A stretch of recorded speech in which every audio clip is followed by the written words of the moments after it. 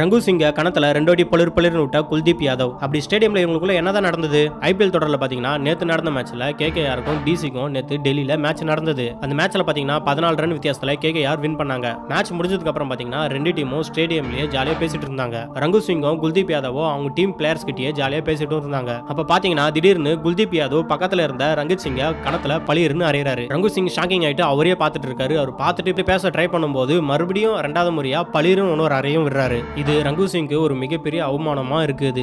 ரங்கு சிங் குல்தீப் யாதவ் கணத்துல அரைஞ்ச இந்த வீடியோ வைரலா பேசிட்டு ட்ரெண்டாவும் ஆயிட்டு இருக்கு. குல்தீப் யாதவ் என்னதான் விளையாட்டுத்தனமா அவர் அடிச்சிருப்பாரு அப்படின்னு நினைச்சீங்கன்னா இந்த வீடியோல பாத்தீங்கன்னா அவர் அடிச்சதுக்கு அப்புறம் ரங்கு சிங் ஒரு மாதிரி கோவமா வர பாப்பாரு. அவங்க ரெண்டு பேரும் பேசுற டைம்ல ஆடியோ எதுவுமே கிடைக்காதனால அவங்க என்ன பேசிட்டு இருந்தாங்கன்னு யாருக்குமே தெரியல. ஏன் அடிச்சாரு எதுக்கு அடிச்சாருன்னு யாருக்குமே புரியல. குல்தீப் யாதவ் பண்ண இந்த செயலுக்கு மக்கள் கிட்ட ஒரு மிகப்பெரிய கடுமையா தெரிவிச்சு வந்துட்டு இருக்காங்க. குல்தீப் யாதவ் வர நிக்கலா தான் பண்ணிட்டு இருக்காரு. இதுக்கப்புறம் அவர் ஐபிஎல் மேட்ச்ல விளையாட கூடாதுன்ட்டு மிகப்பெரிய தடையை போடுங்க அப்படின்ட்டு மக்கள் இப்போ எல்லாரும் சொல்லிட்டு இருக்காங்க. என்ன கேட்டீங்கன்னா விளையாட்டு எப்பவுமே விளையாட்டா மட்டும் பாருங்க, முடிஞ்ச அளவுக்கு என்ஜாய் பண்ணுங்க.